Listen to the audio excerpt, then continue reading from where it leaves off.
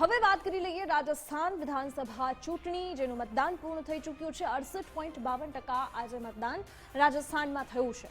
जैसलमेर में सौथी वधु थयुं छे 76.57% मतदान, धौलपुर में 74.11% मतदान थयुं छे, हनुमानगढ़ में 76.57% मतदान थयुं छे, बारण में 73.12%, जरावड़ में 73.37%, भरतपुर में 68.91% मतदान थयुं छे। भाजप अने कोंग्रेस वच्चे अहीं सीधी टक्कर हती, परंतु घणा बधा मुद्दाओ आव्या, कोईना जादूनी वात, कोईना भविष्यवाणीनी वात, कोईना मेजिकनी वात, तो पनौतीनी वात पण राजस्थानना इलेक्शनमां आवी गई। आ साथे गहलोतनी गेरंटीनी वातो थती हती, तो भाजपना संकल्पनी पण वातो थती हती, परंतु आज ज्यारे मतदान थई रह्युं हतुं त्यारे जे दिग्गजो छे राजस्थानना, जेमां खास करीने सरकारमां हाजर अशोक गहलोत होय के सचिन पायलट होय के पछी वसुंधरा राजे के राज्यना मुख्यमंत्री पूर्व मुख्यमंत्री रही चुक्या छे, तेमना द्वारा आज मतदान समये शुं कहेवामां आव्युं हतुं, सौथी पहेला तो ते सांभळी लईए।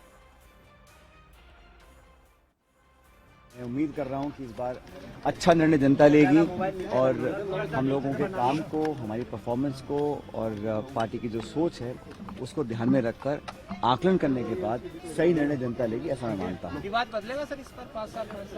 मुझे लगता है कि इस बार जनता चाहती है कि कांग्रेस पार्टी की सरकार दोबारा बने और जो भाजपा का अंदरूनी बिखराव रहा, जो उनकी परफॉर्मेंस रही पिछले 5 साल एज ऑपोजिशन, उसको भी लोग देख रहे हैं। और हम लोगों का जो देश भर में आज जो कार्यकर्ताओं में उत्साह बढ़ा है, जो नई ऊर्जा के साथ काम कर रहे हैं, हाल ही में हम लोगों ने सरकार बनाई है कर्नाटक में, हिमाचल में, उसका भी लाभ हम लोगों को मिलेगा। गारंटियों की कैपेबिलिटी बहुत हाई है, बहुत हाई कैपेबिलिटी गारंटियों की है। सरकार रिपीट होगी इस बार। और बीजेपी कह रही है सर कि मोदी जी का नाम चल रहा है, मोदी जी की बातों में कोई दम नहीं है। ये चुनाव मोदी जी का नहीं है, विधानसभा चुनाव है। 25 साल के बाद में, आज के बाद में ये सब लोग गायब हो जाएंगे। ये 5 साल बाद आएंगे सब लोग। हम लोग यहीं रहेंगे, हम जनता के बीच जाएंगे, उनके सुख दुख में भागीदार बनेंगे, विकास की बात करेंगे, आते जाते रहेंगे उनके बीच में। वो नहीं आने वाले, 5 साल बाद आएंगे सब लोग। आप समझ सकते हो जनता के लिए। देखिए, मेरा तो आग्रह होगा सब वोटर्स से, स्पेशली नव मतदाताओं से, नव मतदाताओं से कि वो आए और अपना वोट अवश्य कास्ट करें। आज ये वोट उनके राष्ट्र के लिए, ये वोट हमारे प्रधानमंत्री जी के लिए, और ये वोट अपनी साथे उदय पटेल जी जोड़ाई गयेला छे। तेओ निवासी तंत्री राजस्थान पत्रिकाना छे। आपनुं स्वागत छे उदयजी। उदयजी, जे रीते राजस्थाननो मूड रह्यो छे के जे दर 5 वर्षे सरकार बदले छे, परंतु आ वखते आपने शुं लागे छे, शुं कांग्रेस के जे एवी आशामां छे के अमे काम करेला छे सारा छे એટલે અમે ફરી આવીશું, કે પછી ભાજપને એવું છે કે 5 વર્ષે સરકાર બદલાય જ છે એટલે ફરી અમે આવીશું જ? આ મતદાન ઉપરથી શું આપને લાગે?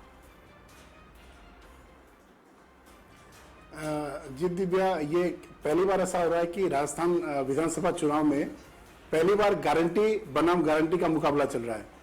कांग्रेस की ओर से, कांग्रेस की सरकार है, अशोक गहलोत मुख्यमंत्री जो है वो उनकी अपनी गारंटी है, कांग्रेस की अपनी गारंटी है, और सामने जो प्रधानमंत्री मोदी है बीजेपी की तरफ से, उनकी अपनी गारंटी है। तो ये पहली बार गारंटी बनाम गारंटी का मुकाबला चल रहा है। और आप देखेंगे कि पिछले 25-30 सालों में ऐसा रहा है कि राजस्थान की जनता ने हर बार अल्टरनेट गवर्नमेंट दिए हैं। 5 वर्ष बीजेपी की सरकार रहती है, 5 वर्ष कांग्रेस की सरकार रहती है। लेकिन इस बार ऐसा लग रहा है कि गहलोत ने अपनी रेजिम में अपनी गारंटी के हिसाब से बीजेपी को टक्कर देने की पूरी कोशिश की है। और इस बार मुकाबला कांटे का लग रहा है, लेकिन कुछ भी कहा नहीं जा सकता है कि जनता के मूड में क्या है। लेकिन पहली बार ऐसा लग रहा है कि गहलोत अपनी सरकार और अपनी गारंटी को लेकर मोदी और बीजेपी को बहुत बड़ी टक्कर दे रहे हैं। यहाँ आपको बताते चलूं कि कांग्रेस की तरफ से अशोक गहलोत थे चेहरा, जबकि भाजपा की तरफ से उनकी पूर्व मुख्यमंत्री तो थी वसुंधरा राजे, लेकिन पूरी तरह से जो फेस था, चेहरा था, वो प्रधानमंत्री नरेंद्र मोदी का ही था। उन्होंने जयपुर में रोड शो किया, बहुत सारी सभाएं की। तो ये पूरी तरह से गारंटी बनाम गारंटी का मुकाबला चल रहा है। जी, जैसे उदय जी आपने बात की कि गारंटी की भी वहाँ पे बात हो रही है, लेकिन अगर हम मतदान की बात करें जो अभी 68% के आजू बाजू दिख रहा है, और हमने ये भी सुना है कि राजस्थान में जब भाजपा की जीत होती है तो बहुत ज़्यादा वोट से या तो कहे कि ज़्यादा सीट से होती है और उस समय पे जो मतदान होता है उसकी संख्या भी ज़्यादा होती है, तो क्या उसमें कोई तथ्यता है या फिर इस जो ये अभी आज जो मतदान हुआ है उससे कुछ आंकलन कर सकते हैं?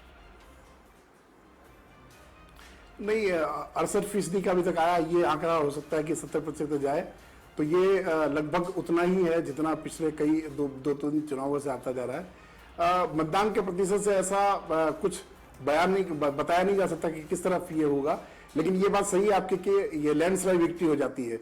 जैसे कांग्रेस की अच्छी मान लो 200 सीटें हैं तो 200 सीटों में करीबन 120 सीटें या इस तरह से, उसी तरह बीजेपी की जब सत्ता आती है तो वही स्थिति होती है। तो इस बार थोड़ा सा वो लोग जो राजकीय विश्लेषक हैं या दूसरे तरह के लोग हैं वो ऐसा बोल रहे हैं कि इस बार मामला थोड़ा अलग हो सकता है। अब बाकी तो 3 दिसंबर को ही पता चलेगा, लेकिन इस बार अच्छी टक्कर दे रहे हैं अशोक गहलोत बीजेपी और उनकी पूरी टीम को। जी उदय जी, जैसे 30 सालों से ये इतिहास राजस्थान का रहा है कि राजस्थानी जनता है वो अपने तेवर इलेक्शन में दिखाती ही है कि इस 5 साल इसको दिया तो अगले 5 साल किसी और को, और इसीलिए शायद वहां की सरकारें ज्यादा काम भी करती है और विपक्ष है वो ज्यादा आवाज भी उठाता है क्योंकि 5 साल के बाद उसको आना है। तो क्या इस बार भी यही जनता का मूड आपको लग रहा है, क्योंकि आप तंत्री भी है और राजस्थान पत्रिका में आप लिखते भी होंगे, तो राजस्थान का मूड इस बार कौन सी तरफ था? राजस्थान का मूड मैं वही बता रहा हूँ कि पिछले 25-30 सालों से वहाँ की जो जनता है वो हर सरकार को अपने उस पर रखती है, क्योंकि आप अगर गलत काम करेंगे और आपकी योजनाएं सही नहीं होंगी तो सरकार आपको, जनता आपको बदल देगी। ये और एक तरह से अच्छा डिविडेंड माना जाता है, जैसे हिमाचल प्रदेश में होता है।